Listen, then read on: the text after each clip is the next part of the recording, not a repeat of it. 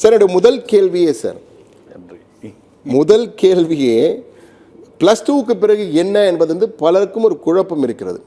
ஒரு பக்கம் என்ஜினியரிங், இன்னொரு பக்கம் மெடிசன், இன்னொரு பக்கம் பேராமெடிக்கல், அதெல்லாம் இருக்குது. இன்னொரு பக்கம் காமர்ஸ், அது தவிர மற்ற வகையான படிப்புகளும் இருக்குது, லைஃப் சயின்சஸும் இருக்குது, நிறைய இருக்குது. ஆனால் இந்த என்ஜினியரிங் கிரேஸ் வந்து நேற்று பேசும்போது கூட என்ஜினியரிங் கிரேஸ் கொஞ்சம் குறைஞ்சிட்டு இருக்குது, மற்றது இருக்குது அப்படின்னு சொன்னாங்க. உங்கள் பார்வையில் எந்த படிப்புக்கு முதலிடம் இருக்குதுன்னு நினைக்கிறீங்க சார்? இல்லை, தற்பொழுதும் நீங்கள் பார்த்தோம்னா தமிழ்நாடு அளவில் நீங்கள் பார்க்கும்பொழுது பார்த்தா, இந்தியா அளவில் பார்க்கும்பொழுது பார்த்தோம்னா என்ஜினியரிங் வந்து நம்ம இந்தியாவை பொறுத்தவரை கிரேஸ் கொஞ்சம் அதிகமாக தான் இருக்குன்னு சொல்ல முடியும். ஏன்னா அந்த என்ஜினியரிங் வந்து இன்றைக்கி வந்து கம்ப்யூட்டிங் சயின்ஸ், இன்றைக்கி வந்து பிஎஸ்சி கம்ப்யூட்டர் சயின்ஸாக இருக்கலாம், பிசிஏவாக இருக்கலாம். பிஎஸ்சி கம்ப்யூட்டர் சயின்ஸ் பிசிஏவுடைய ஃபெமிலியரிட்டியை விட உங்களுக்கு BE computer science, BTech computer science, information technology, artificial intelligence, data science, machine learnings, robotics engineering, automation engineering, renewable energy, then the biotechnology based, food technology based, everything is based technology தான். இன்றைக்கி technology இல்லைன்னா எதுவுமே கிடையாது. இன்றைக்கி உலகம் வந்து ஒரு பொருளாதாரத்தை நோக்கி முன்னேற்றி போயிருக்கிறாங்கன்னா, ஒரு இந்தியா வந்து பொருளாதார முன்னேற்றம் இருக்குது அப்படின்னா அதற்கு மிகப்பெரிய தூண் வந்து ஒரு என்ன சொல்கிறது அப்படின்னா ஒரு டெக்னாலஜி அப்படின்னு சொல்ல முடியும். இன்றைக்கி டெக்னாலஜி இல்லைனா எதுவுமே கிடையாது. ஆகையில் டெக்னாலஜி பேஸ்டு எஜுகேஷன்ஸ் நம்ம பார்த்தோம்னா இந்தியாவில் வந்து நீங்கள் வந்து தமிழ்நாடே பார்த்தோம்னா விட்னஸ் கடந்த 5-6 வருடங்களுக்கு முன்னாடி கொஞ்சம் என்ரோல்மெண்ட் கம்மியாக இருக்கும். இப்போ கடந்த 3 வருடமாக பார்த்தோன்னா அந்த என்ரோல்மெண்ட் ஆஃப்டர் COVID-19 பார்த்தோம்னாக்க என்ஜினியரிங் என்ரோல்மெண்ட் வந்து ரொம்ப அதிகமாக இருக்குது. ஈவன் அண்ணா யூனிவர்சிட்டி கவுன்சிலிங் பார்க்கும்போது பார்த்தோம்னாக்க அதுக்கு நம்பர் ஆஃப் ஸ்டூடெண்ட்ஸ் அப்ளிகேஷன்ஸ் அதிகமாக கொடுக்குறாங்க, நம்பர் ஆஃப் ஸ்டூடெண்ட்ஸ் அட்மிஷன் அதிகமாக இருக்குது. இது one of the major witness நம்ம சொல்லலாம். அதுக்கு மேலே நிறைய private university, deemed to be universities, இதில் நம்ம பார்க்கும்பொழுது அனைத்து டீம்டு டு பி யூனிவர்சிட்டியும் பார்த்தோம்னாக்க என்ஜினியரிங் அட்மிஷன் வந்து ஒரு வருஷத்துக்கு வந்து ஃபர்ஸ்ட் இயரில் வந்து 4000 பேர் 5000 பேர் போடுவாங்க. அதே ஆர்ட்ஸ் அண்ட் சயின்ஸ் பார்த்தோம்னாக்க ஒரு 1500-2000 பேர் போடுவாங்க. அதில் வந்து லா வந்து ஒரு 200 பேர் போடுவாங்க. அதுக்கடுத்து ஃபார்மசியும் நீங்கள் போகலாம், நீங்கள் அதுக்கடுத்து நர்சிங் நீங்கள் போகலாம். நீங்கள் ஆகையில் வந்து எவிடன்ஸ் ஏன் சொல்கிறேன் அப்படின்னா இதெல்லாம் குவான்டிஃபைடு டேட்டா கொடுக்கும்பொழுது என்ஜினியரிங்கான தேவைகள் இன்னும் அதிகரித்து கொண்டே இருக்கின்றது. ஆகையால் என்ஜினியரிங் துறைக்கு அதிகமான வேலை வாய்ப்புகள் இருக்குன்னு நம்ம சொல்லுவோம். நிச்சயமா சார். அதாவது என்ஜினியரிங் துறை, அதாவது பொறியியல் துறை என்பது என்றும் இளமை, என்றென்றும் இளமை. தொழில்நுட்பம் இல்லாமல் இந்த உலகம் இல்லை என்பதை நாம் பார்த்து கொண்டிருக்கிறோம். ஏன்னால் தொழில்நுட்பம் அந்த அளவுக்கு வளர்ந்து கொண்டிருக்கிறது, அசுர வேகத்தில் வளர்ந்து கொண்டிருக்கிறது. அதற்கு அடிப்படையாக அமைவது இந்த பொறியியல் படிப்புகள் தான். நிச்சயம் அதற்கு என்றுமே தனி இடம் உண்டு என்பதில் மாற்று கருத்தில்லை. அதே போன்று இந்த வணிகவியல் படிப்புகள், நிர்வாகவியல் படிப்புகள் எல்லாத்துக்குமே எப்பயுமே ஒரு தனி இடம் உண்டு. ஸோ அதற்கான வாய்ப்புகள் எப்படி இருக்குது சார்? இப்போ நம்ம எந்த அளவுக்கு வந்து பொறியியல் துறை, தொழில்நுட்பத்துறைக்கு டிமாண்ட் அதிகமாக இருக்கோ அதே போல் நீங்கள் வந்து ஆர்ட்ஸ் ஸ்ட்ரீமில் நீங்கள் பார்த்தோம்னா கலை அறிவியலில் வந்து கலை அறிவியல் ஸ்ட்ரீமில் நம்ம பார்த்தோம்னா 1980s நான் சொல்லலை, 1980s ஸ்டில் வந்து பயங்கர டிமாண்டு உள்ள ப்ரோக்ராம் எது அப்படின்னா காமர்ஸ், பேச்சுலர் ஆஃப் காமர்ஸ் சொல்லுவாங்க. அன்னைக்கு படிக்கும்போது பேச்சுலர் ஆஃப் காமர்ஸ் ஒன்று மட்டும்தான். இன்றைக்கி bachelor of commerce general, accounting, finance, auditing, corporate secretaryship, computer applications, cost accounting and management, இந்த மாதிரி வந்து பல பிரிவுகளை கொண்டு வந்துட்டாங்க. ஏன்னா நம்பர் ஆஃப் சீட்ஸ் வந்து இன்க்ரீஸ் பண்ணும் அப்படிங்கிறதுக்காக ஜென்ரல் பிகாமில் நீங்கள் 60 தான் கொடுக்க முடியும் ஒரு காலேஜில் அப்படிங்கிறதுக்காக இது எல்லாமே ஒவ்வொரு சப்ஜெக்டும் இன்றைக்கி வந்து ஒவ்வொரு வந்து டிகிரியாக டைட்டிலாக இருக்குது. காமர்ஸ் எவர் கிரீன் நல்லா இருக்குது. At the same times business administration நீங்கள் பிபிஏ அப்படின்னு பார்த்தோம்னா எம்பிஏவுக்கு உள்ள டிமாண்ட் வந்து பிபிஏவுக்கு இருக்காது. ஏன்னா பிபிஏ வந்து 2 batch, maximum 2 batch, 3 batch, 4 batch தான் இருப்பாங்க. ஒரு சில கல்லூரியில் வந்து 1 பேட்ச் தான் இருக்கும். ஏன்னா பேச்சுலர் டிகிரியை விட மாஸ்டர்ஸுக்கு தான் ரொம்ப வேல்யூ அதிகம். அவங்க எல்லாருமே வருவாங்க. பேச்சுலர் டிகிரிங்கிறது வந்து ஒரு பேசிக் டிகிரியாக இருக்கிறதால நீங்கள் காமர்ஸ் ப்ளஸ் எம்பிஏ நல்லாயிருக்கும், என்ஜினியரிங் ப்ளஸ் எம்பிஏ நல்லாயிருக்கும், சயின்ஸ் ப்ளஸ் எம்பிஏ நல்லாயிருக்கும். பிபிஏங்கிறது வந்து 70% நம்ம என்ன சிலபஸ் படித்தோமோ அதுதான். அங்கே வந்து டீச்சிங் பெடகாகியும், நம்மளுடைய கேஸ் மெத்தட்ஸும், நம்மளுடைய ப்ராஜெக்ட் மேனேஜ்மெண்ட்டும், எக்ஸ்பீரியன்ஷியல் லேர்னிங், இன்டர்ன்ஷிப்பு, இதுதான் டிஃபரன்ஸ் இருக்கும். ஆகையில் பிபிஏ பேச்சுலர் டிகிரி கொஞ்சம் கம்மியாக இருக்கும். வேற காமர்ஸ் வந்து வெரி எக்ஸலண்ட்டான ஆப்பர்ச்சுனிட்டிஸ் இருக்குது. அது எம்பிஏ என்பது ஒரு கூடுதல் பட்டமாறும் போது மவுஸ் அதிகம்னு சொல்லியிருக்கீங்க. நாம் தொடர்ந்து கேட்கலாம், நிறைய கேள்விகள் என்னிடம் இருக்குது. ஆனால் நேயர்கள் காத்திருப்பதால் அவர்களுக்கே முன்னுரிமை. வணக்கம், தென்காசியிலிருந்து அலெக்ஸ் காத்திருக்கீங்க முதல் அழைப்பாளராக. சொல்லுங்க அலெக்ஸ், உங்கள் கேள்வி என்ன? பிஎஸ்சி ஐடி படிக்கணும். கொஞ்சம் சத்தமா வைங்க, பேசுங்க அலெக்ஸ். பிஎஸ்சி ஐடி படிக்கணும். பிஎஸ்சியா? BSc IT. பிஎஸ்சி ஐடி இல்லை, நீங்கள் பிஎஸ்சி ஐடி படிக்கலாம், ஒன்று வேணான்னு சொல்லலை. பிஎஸ்சி ஐடி வந்து அஃபிலியேட்டட் காலேஜஸில் இருக்குது உங்களுக்கு. இல்லை கவர்மெண்ட் காலேஜஸில் இருந்தாலும் செல்ஃப் சிஸ்டம்ஸில் இருந்தால் கூட கவர்மெண்ட் காலேஜில் நீங்கள் பிஎஸ்சி ஐடி படிங்க.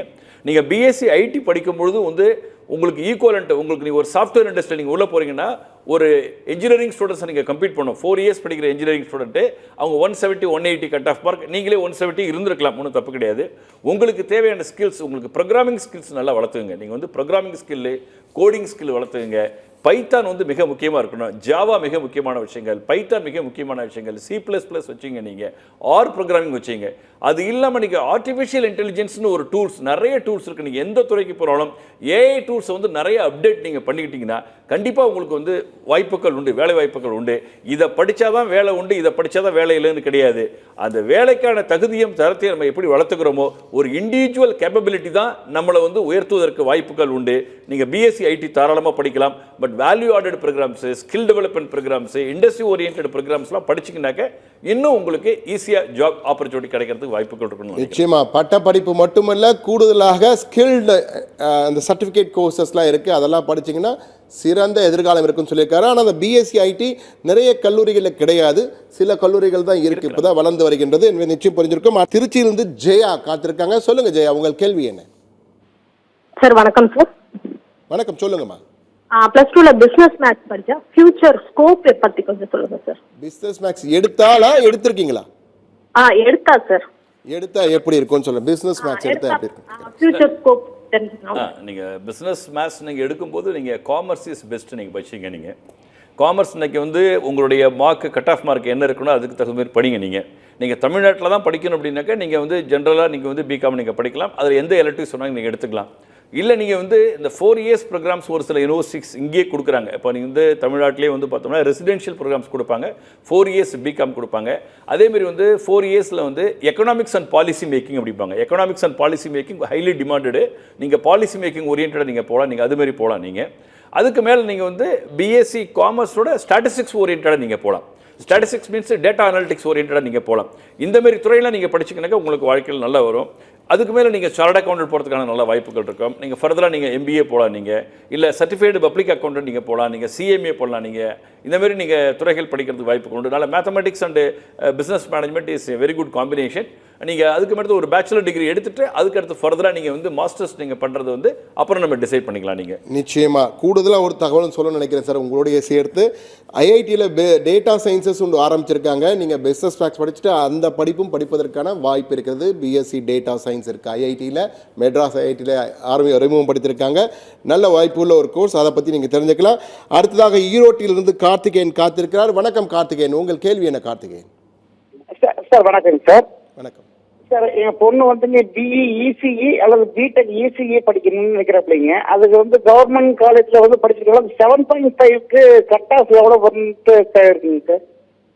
பெஸ்ட் காலேஜுக்கு இல்லைங்க சார். பெஸ்ட் காலேஜ் சொல்கிறீங்க, நல்ல கேள்வி கேட்டிருக்கீங்க. ECE சொல்லுங்கள் சார், நீங்களே சொல்லுங்கள் சார். கம்யூனிகேஷன்ஸு அது வந்துங்க உங்களுக்கு ஒவ்வொரு வருஷம் கட் ஆஃப் மார்க் மாறும்.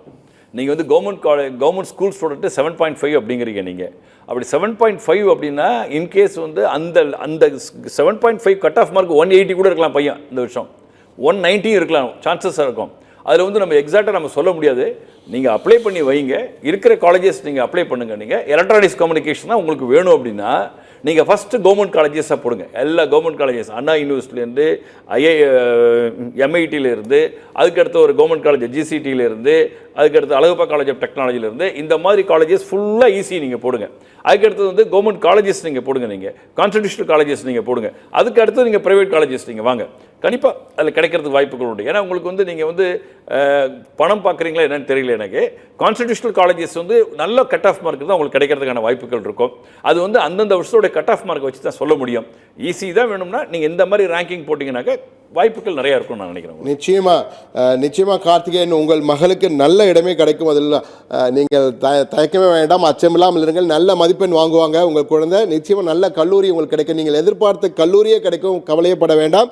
அடுத்ததாக திருவாரூரிலிருந்து வடிவேலன் காத்திருக்கிறார். சொல்லுங்க வடிவேலன். கேள்வி கேளுங்க. ஹலோ, சொல்லுங்க வடிவேலன், உங்க கேள்வியை கேளுங்க வடிவேலன். வணக்கம் சார். வணக்கம். நம்ம பொண்ணு வந்து சார் BSc மைக்ரோ பயாலஜி படிக்கிறேன்னு ஆசைப்படுறாப்ல சார். சரிங்க, அதுக்கு எப்படி வாய்ப்பு இருக்குன்னு கேட்குறீங்க அதானே? ஆமாம் சார், மாஸ்டர் டிகிரி அந்த மாதிரி எதுவும் வாய்ப்பு எப்படி சார் இருக்கு உங்களுக்கு? நிச்சயமா மைக்ரோ பயாலஜி நல்ல படிப்புங்க, எதிர்காலத்துக்கு தேவையான படிப்புகளை உண்டுன்னு நினைக்கிறேன். இருந்தாலும் வல்லுநர் இருக்காரு, அவரே கேட்போம். சொல்லுங்க சார். அல்ல, பிஎஸ்சி மைக்ரோபாலஜி நீங்கள் படிக்க வைக்கலாம், ஒன்றும் பிரச்சனை இல்லை. நீங்கள் பிஎஸ்சியோடு நிறுத்தாமல் நீங்கள் வந்து எம்எஸ்சி மைக்ரோபாலஜி நீங்கள் படிக்க வைங்க. எம்எஸ்சி மைக்ரோபாலஜி படிக்க வச்சோம்னா இன்றைய காலகட்டத்தில் வந்து இந்தியாவில் பார்த்தீங்கன்னா இந்த ஃபார்மா செக்டர்ஸ் ரொம்ப அதிகமான க்ரோத் இருக்குது. Multi speciality hospitals, health care industries ரொம்ப அதிகமாக டெவலப்மெண்ட்டாக இருக்குது. தாராளமாக நீங்கள் வந்து நிறைய போகலாம். ரிசர்ச் ஓரியன்டாக நீங்கள் போகலாம். மைக்ரோபயாலஜி வந்து நீங்கள் வந்து ரிசர்ச் ஓரியன்டாக போகலாம். இல்லை நீங்கள் மாஸ்டர்ஸ் வந்து நீங்கள் வந்து பயோடெக் நீங்கள் போகிறதுக்கான வாய்ப்புகளும் இருக்குது உங்களுக்கு. தாராளமாக படிக்க வைங்க. பட் அண்டர் கிராஜுவேட்ஸோடு நம்ம இருக்கிறது முடியாது. அதுக்கடுத்து மாஸ்டர்ஸ் நீங்கள் படிக்கணும். எம்எஸ்சி மைக்ரோபயாலஜி படித்தா மட்டும்தான் கொஞ்சம் வாய்ப்புகள் இருக்கும். ரிசர்ச் ஓரியன்டாக பண்ணாமல் இன்னும் கொஞ்சம் வாய்ப்புகள் அதிகமாக இருக்கும்னு நினைக்கிறேன். படிக்கலாம், தாராளமாக படிக்கலாம். நிச்சயமா ப்ரொஃபஸர், உங்களுடைய பதிலோட சேர்த்து என்னுடைய பதிலும் சொல்ல நினைக்கிறேன். இந்த மைக்ரோபயாலஜியில் நல்ல அருமையான படிப்புமா, ஆனால் அந்த படிப்பை வந்து நீங்கள் வெறும் கிராஜுவேஷன் நிறுத்தக்கூடாது.